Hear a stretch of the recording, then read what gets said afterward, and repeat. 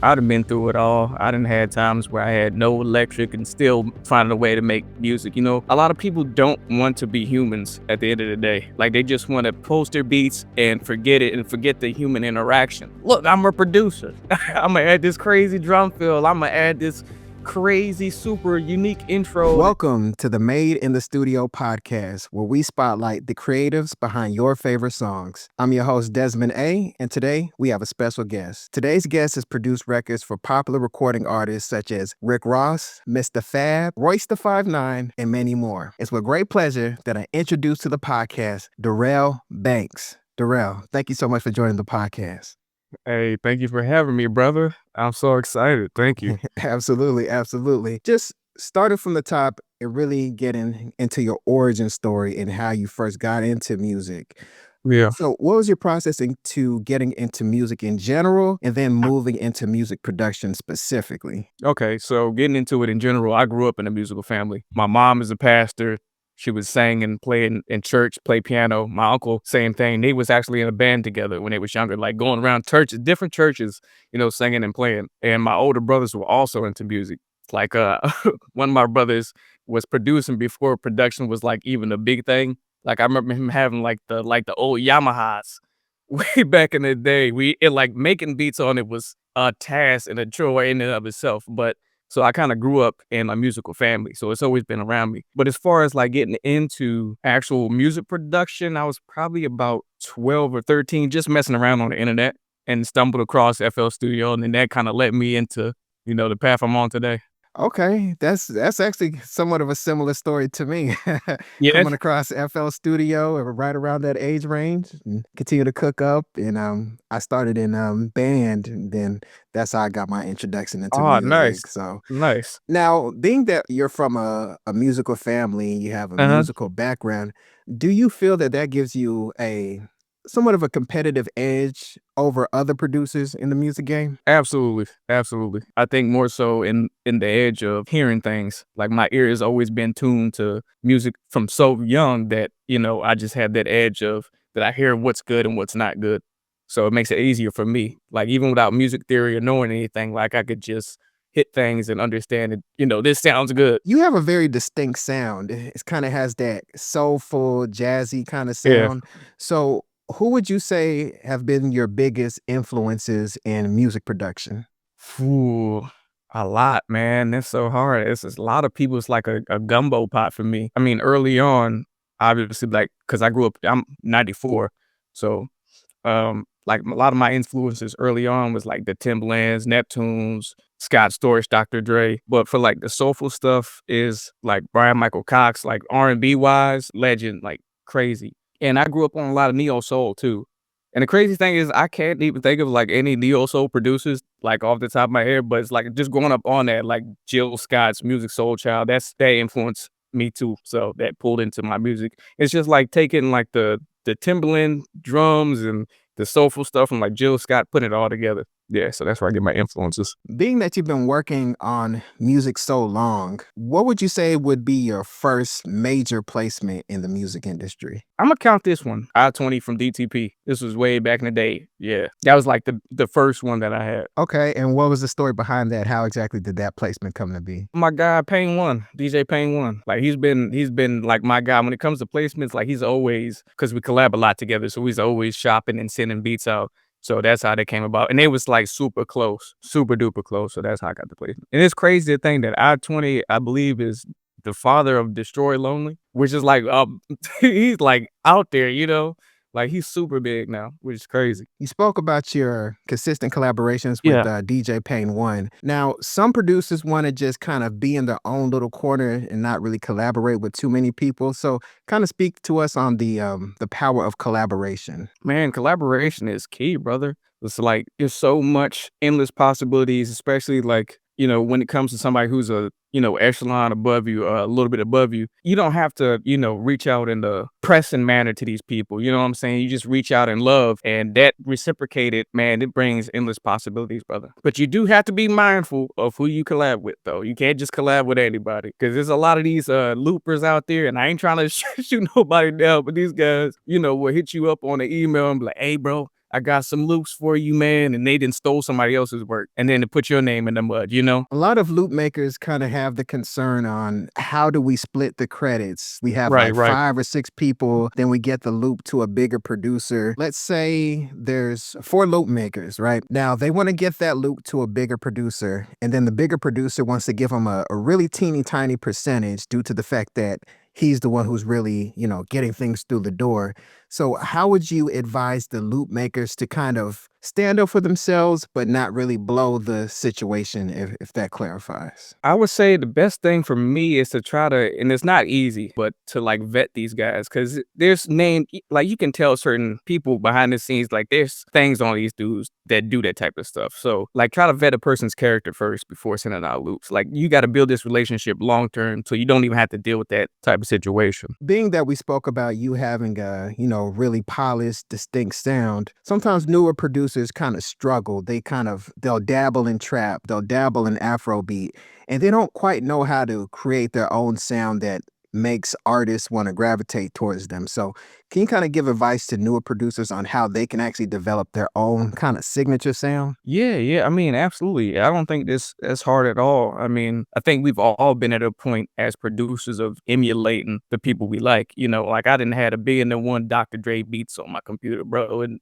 but I say that's the best way is to study those people, but not completely, just jack their sound, but take everything that you like and inform your own sound from that. Like take a little bit of the Timbaland hard drums, take a little bit of the Pharrell jazzy chords, take a little bit of this and that and put it together. That'll distinguish yourself. Some great advice. You've been able to grow your type beat channel and have Mhm. fans and people who consistently Mhm. come to you to license your beats. So, how would you advise producers on doing that? Growing their type beat channels and then also, cultivating a fan base of artists. Growing a type B channel is consistency. I say that's the biggest thing. Like I started a second type B channel maybe a couple of years ago just to test it out like a fresh start pretty much. But it's all about consistency. That's the thing. When it comes to type beats, a lot of people just want to post one beat here and there and like you got to be on it every single day. Like I post every single day. It's 2 beats. That's 2 beats a day, every day, all the time, nonstop. So that's like the biggest thing. And then finding a niche on YouTube, like figure out something that you enjoy making and keep making that type of music. As far as like cultivating a fan base, a lot of people don't want to be humans at the end of the day. Like they just want to post their beats and forget it and forget the human interaction. They don't want to talk through email, pick up a phone. Like that's what I do. I pick up a phone. I call these people. I talk to these people. I reply to the email. So that's the biggest way of cultivating a fan base to me, like to keep people in your corner. Whenever you listen to other producers' beats, especially like newer producers' beats, is there something that you're starting to hear that's starting to bother you? Like, I'm noticing this habit of newer producers in their beats. I kind of want to correct them now early. Is there anything that you've been hearing in particular? Yeah, mixing. It's like everybody's just running their stuff through a clipper and or just run into the red and be like, I don't want to take the effort to mix this. I'm just do whatever. That's probably the biggest thing. Like the beats are incredible. A lot of new producers, they have more access to stuff that we didn't have access to back when we started.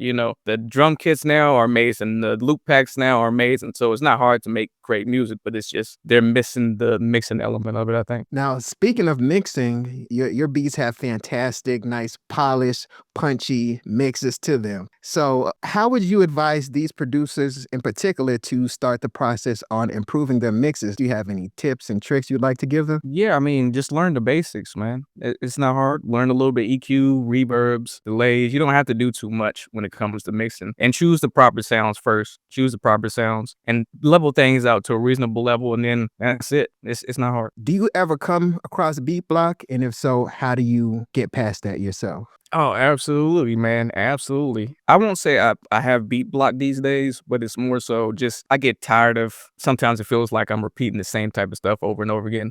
So it's not necessarily a blockage, but it's just like, man, I'm kind of tired of playing these same chords and stuff like that. Overcoming it, collaboration, collaborating with other producers, using loops, taking a break sometimes too, like just to, slow down a little bit. When did you exactly know that your beats were good enough to show other artists to actually get on to rap on? I would say like the first time I really felt like my music was good is DJ Payne One, and this is funny how me and him connected. A long time ago, he had a Facebook page He still has it, but he was running a thing where he would post his unfinished loops and would let other producers flip them, and we would all share feedback with each other. So I was like, man, still kind of iffy on my music production skills. I was like, let me try this out. I went on there, I posted my beats for feedback, and when he said, he was like, yo, you are dope. When he said that, I was like, yeah, it's time for me to really put my foot out there and really be like, yeah, I'm there for artists to rap on my stuff. Also, I've noticed that you have your own loop packs. So, for producers who are looking to create their own particular loop packs and get it out there, what's one way that you advise them on standing out as a loop maker or creating these sample packs? Standing out, I would say is having your own sound and not trying to chase what everybody else is doing. Because there's a lot of trap. There's some million and one trap packs out there, bro. Do we really need a million and one of another trap pack with the spins 808 in it? Probably not. We probably all got it, like that. So try to chase something a little bit different. Find something that you enjoy that's a little bit opposite of the normal thing that everybody's doing so that you stick out. And always, always, always, please offer more to the consumers. Like always go a little bit above and beyond. Don't just throw 5 kicks in, a pack and be like, I'm charging $50 for that. Like, Right. quality and quantity. What's one thing that you know now about music production that you wish you knew when you first started? Less is more. It took me a long, long time to figure that out. Like I remember making beats like early on, just trying to cram everything into a beat. Like, look, I'm a producer. I'm gonna add this crazy drum fill. I'm gonna add this crazy, super unique intro that drops down and does. It'll be too much sometimes. So less is more. A big contributing factor that I've seen is because producers tend to just kind of cook up on their own as opposed to having an artist next to them. So, what's your experience been like emailing beats versus being in the studio, cooking up and collaborating with actual artists? Do you have a preference of the two? I think they're both suitable for, for different things. I prefer to be in the room with an artist creating because it's just the energy you got there. And artists be low key producers, bro. And it's like a lot of people kind of try to dismiss that, like, oh, we're the producer, they're the artists. Nah, when you're with an artist, they can sit there. When you're in the studio together, they can pinpoint the things that they need and want. And that's when you, as a producer, nourish that and make it happen. What's your thought on AI and music production currently? Are you for it? Are you against it? How exactly do you feel about it? I'm for it if it's done ethically correct. If everybody's consenting to allowing like Lemonade on BeatStars, I think they have DJ Pain One on there, Kavi, and a couple other cats. Like, and they trained off of them, and they had their permission. They gave their permission for that. But like, as far as like the Suno stuff, where they just taking anybody's work and running it through AI and spitting out stuff, like, nah, I'm not for that at all. At all. That's got to go. What's a common trait of popular and successful producers that you've noticed? Like, if you notice this in another producer, you'll know that they'll stick around versus a producer who you kind of feel like is going to be here today and gone tomorrow. Is there anything that you notice, like a consistent theme? Yeah, I mean, consistency, like always showing up, always being around, like, yeah, that's the biggest thing to me. Being in West Virginia, that I don't believe they have too much of an actual music scene. No, not at all. Not so. Not at all.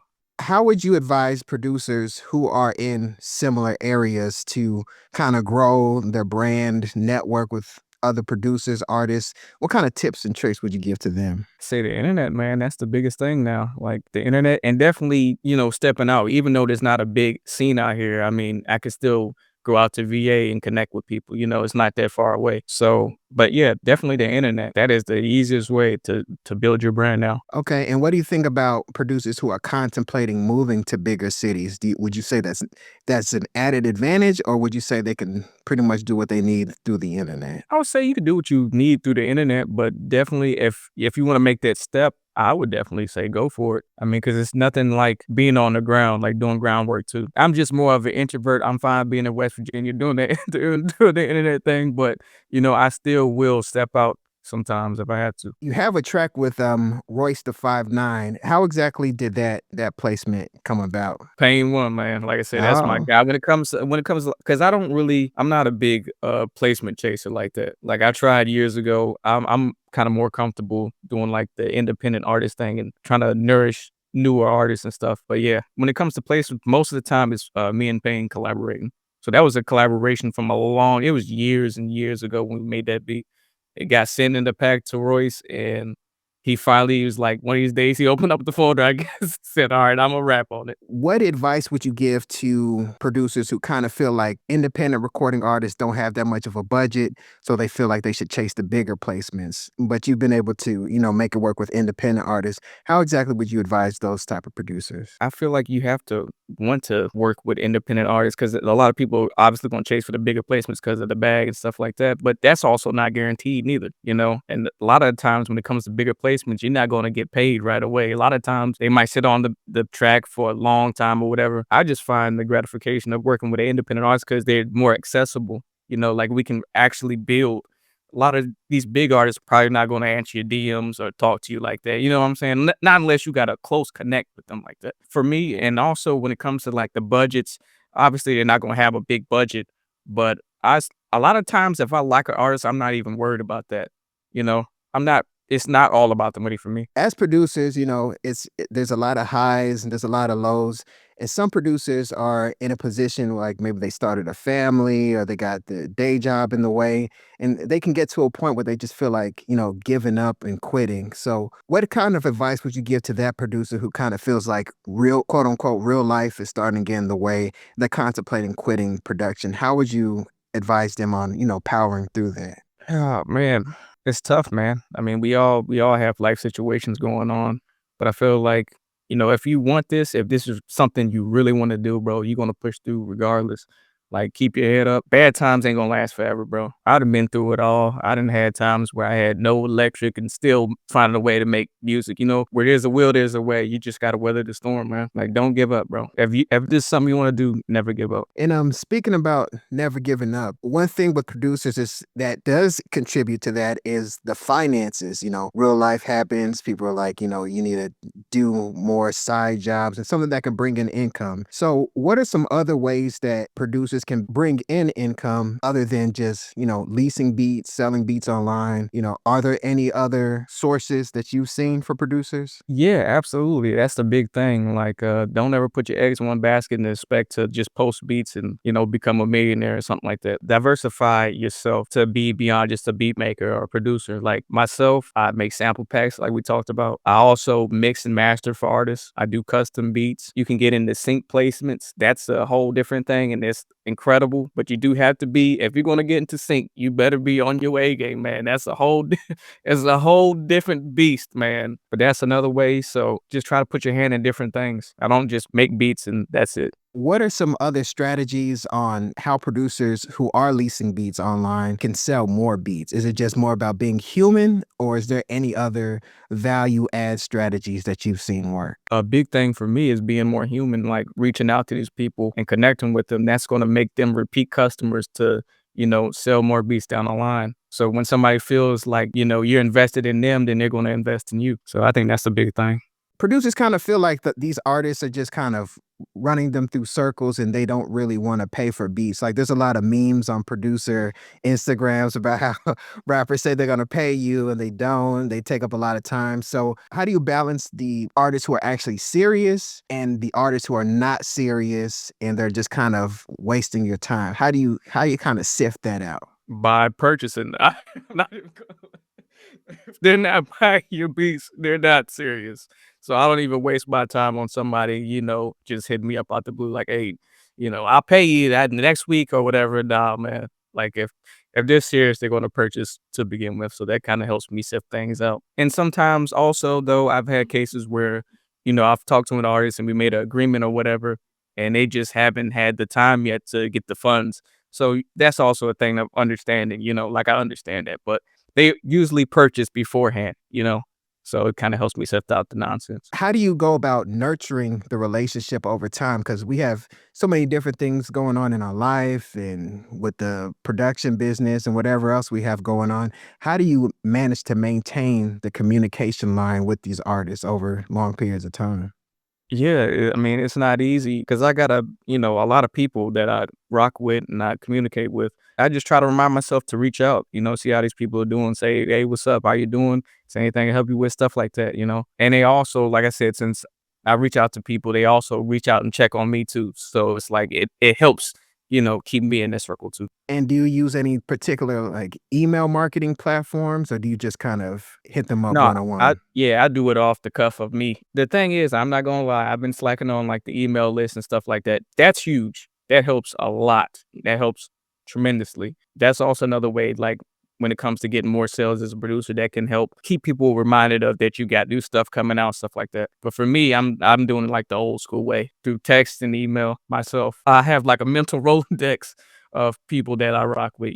How would you advise producers actually stand out? So let's say they make even boom bap type beats. Like how can they stand out amongst the pack when it comes to the type beat game? You gotta outwork your competition for one. Like you gotta be more consistent than them. And there are a lot of people being more consistent these days. I would say the standout is not going the generic route of just doing the same type of boom bap. Add your own flair. Choose a different type of sample that might not be normal in the boom bap realm. So yeah, I would say that would help you stand out more. When it comes to creating drum kits, how exactly would you advise producers on standing out and actually having something where people should, be excited to actually purchase it and not feel like, oh, I can just get it for free on Reddit? Like, what's one way that you've noticed that of beating that out? For me, it's like doing a variety of different things. The free drum kit thing is true, but like I said, most of the time when it comes to those free drum kits, people are just recycling the spins 808 they're not going in and sound designing itself. So I think that's the thing for me. Like I sound design.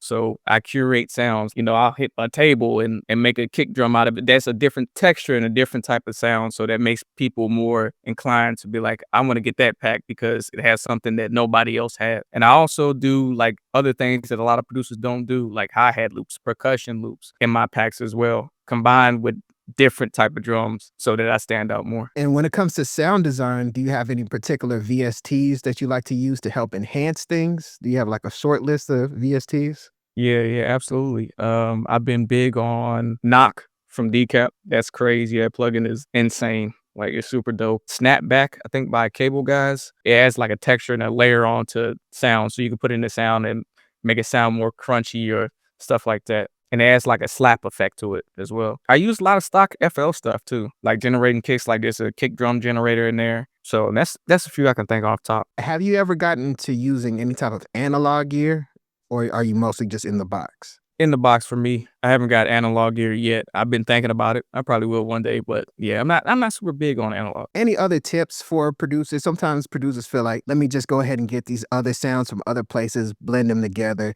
and make my own pack. So, do you have any tips on like kind of a perspective for producers to have when it comes to creating their own sounds? Honestly, I don't knock that neither. A lot of people, whether they want to admit it or not, they are grabbing other sounds and stacking them. I mean, that's been, since way back. I mean, if the sound is dope, the sound is dope. Just please don't just grab a kick though from another pack and just slam on you. Please, please. We have enough of that. No, no, no, no. Learn a little bit about synthesis, learn a little bit how to shape things, bang on things, hit things, and try to mold it your way. Learn EQ, learn a little bit of compression, distortion, all those things to, help you build your own unique sound when it comes to drum kits. But I don't knock people stacking stuff neither. When it comes to sound design, you mentioned synthesis. So, do you have a favorite VST like Serum when it comes to, synthesized sounds or? Man, I be using a lot of stock FL stuff. I can Oh, yeah, yeah, yeah, for real. Yeah, interesting. I don't even have Serum. I might get it one day, but that's a beast. But yeah, I use a lot of stock FL. Like there's a plugin called 3X oscillator or key times oscillator. Yeah, like you could make a kick with that, man. Like turning the ADSR and flipping this, thing and just like with a sine wave. Now, do you have particular resources that you went to learn synthesis, or did you just like search through YouTube, or how It just exactly did you learn that? Yeah, just YouTube, figuring out how to shout out to Busy Works Beats. Mhm. He helped a lot Yeah. of us back in the day, Oh, yeah. showing tips and tricks. So yeah, just YouTube. Earlier, I mentioned your mixes. Do you have I'm guessing that these might be stock FL now. Do you have any particular EQs that you like to use on your beats? EQs and compressors that you like to use to shape your sound? Stock. Yeah, the Fruity Parametric EQ2 is always the GOAT. That is my favorite EQ of all time. I don't use any third-party EQs. I might use a third-party compressor from here and there. Yeah, most of the time it's just all stock. What about on your master bus? Do you have a particular one that you like to use, or do you put anything on your master bus? I usually export my mixes first and then master it in a different project. But what's always on now that for third party, y- to me, FL still needs to come out with a good mastering limiter. I know they're supposed to have one in like the new FL that's coming out, but I use Ozone. Ozone's my go-to. Some producers say don't put a limiter on because it's gonna, kind of crush your sound. Some producers say, put a limiter on to kind of help glue things together. How exactly do you feel about limited beats versus not limited beats, or does it kind of make a difference to you? I don't find nothing wrong with a limiter as long as you understand to not slam it too hard. Then you're gonna be all right. Like that's what I think a lot of people had that problem where they trying to run too much of a signal into, a limiter, and then it gives you that squash crappy sound. Like yeah, just don't push it too hard. If you don't want to put a limiter on your beat and your beat sounds fire, I mean, do what you want. But for me, that's what works. Sometimes I've noticed producers kind of struggle to make sound mixing decisions because they can't quite hear what's going on.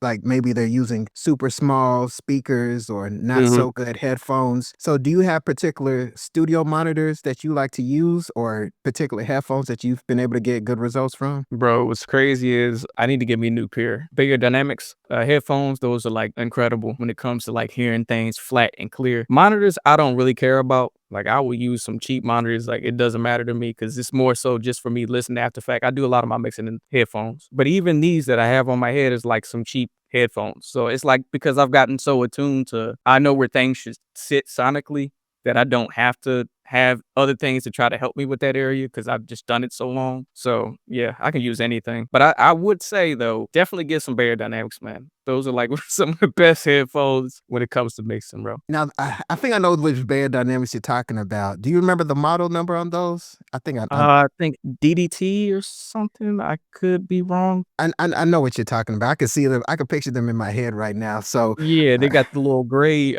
ear parts. Yeah, yeah. okay, I gotta check those out. So, all the producers listening, you just look up the Bear Dynamics. You'll see them on, Sweetwater, all those Yeah. websites. They're gonna give you what you need. I'm starting to notice that AI is starting to get so good. It's gonna start to kind of generate their own beats. Like, do you feel any type of pressure with AI potentially, creating its own YouTube type beat channels maybe in the future? Or how exactly do you think it's a threat? Do you think it's not a threat? How exactly do you feel about that? Yeah, I ain't gonna lie, it's scary, bro. It really is scary. I don't think it's a threat for people that are human, like that human connection. And I'm going back to like, like me talking to people, like picking up the phone, talking to artists. Like that's something I don't think that AI is gonna be able to do. I mean, sure, it could probably reply to you if it got that far advanced, but as far as like talking on the phone with somebody, actually build a connection with people, I think that's going to be the big thing that saves a lot of people if it gets that far. But yeah, I mean, it is a concern though. I had a friend of mine, an artist of mine, he sent me a song the other day, right? And I was like, yo, this is fire. Who's the artist? He says, me. He's not a singer. He's not a singer. He went and typed in a prompt thing and it sung the lyrics that he wrote as a singer. And it was crazy. It was good. It was fire. So it is concerning for sure. Yeah, this AI thing is getting crazy. It's getting crazy real quick too, man. Fast. Yeah, man. Now, when it comes to communicating with artists and just communication in general, I've noticed some people just don't know how to communicate. And especially with the written word, they don't recognize that tone can't really be understood. So, do you have any tips on how producers can communicate more efficiently with recording artists to kind of build that human connection, like as we spoke about? Things can be kind of, misconstrued or taken wrong through text. That's kind of tough to say because certain people are more bold with the way that they text. I say the biggest thing is get on the phone, man. Get on the phone. If it's possible, get on the phone. And there's nothing to be, taken the wrong way. Texting is just something you have to work at. So you just have to try to, if get feedback. If people are coming back to you and everybody's coming back to you kind of angry at you for a reason, then, it might be you that needs a little tighten up a little. Now, Dar'rell, you have a very good reputation. Kind of talk to us about the importance of reputation, how to build it, and how to maintain it for producers out there. Stand on your word. I think that's the biggest thing. Like if you say you're gonna do something, do it. Show up, and that's gonna speak a lot. Build your circle of people and stand on your word. It's gonna be easy. Do you have any projects or any type of kits or anything else out there that the producer community should be looking out for? I have started to recently. I've started really trying to nurture relationships with artists and like produce full on projects, like build having this artist making a project with them, making a project with them. Recently I did a project called Level with my guy Legacy Jones. So y'all can check that out on Spotify. It's out. It's a 5-track EP. And then we're gonna have part 2. It's 2 parts. It's gonna be dropping in August. I also do have a new kit coming out. Should be coming out on the Sample Lab Quick Fix Volume 3. So be tuned for that. But other than that, man, I'm grinding, posting beats every day, brother. Also, where can people reach you online just to see what you got going on and also find your kits and samples and everything like that? My samples, most of my work is on the Sample Lab, like, because we're locked in. So samplelab.com. You can find me on Instagram, Dar'rell Banks Music, Dar'rell Banks on YouTube, obviously. You can go straight to my website, darrellbanksmusic.com. And if you want to email me, offerbeats with a Z at gmail.com. And do you have any words of encouragement for newer producers who are currently grinding and they want to get to a point in a level where you're at? Just keep going, bro. Just keep going. Never give up. Keep pushing. I've seen so many incredible producers let things get in their way, get in their head, and just drop off, and their music's never heard anymore. But just keep going, bro. Keep grinding. If this is something you want to do it. Do it wholeheartedly. Perfect way to sign out. Dar'rell, thank you so much for joining the Made in the Studio podcast. Ladies and gentlemen, please make sure you subscribe, leave a comment, rate this podcast. That way I know that I need to continue, keep going, keep giving you guys this great information. Dar'rell, once again, thank you so much for dropping all these gems. The producer community is definitely going to appreciate it. Thank you for having me, brother.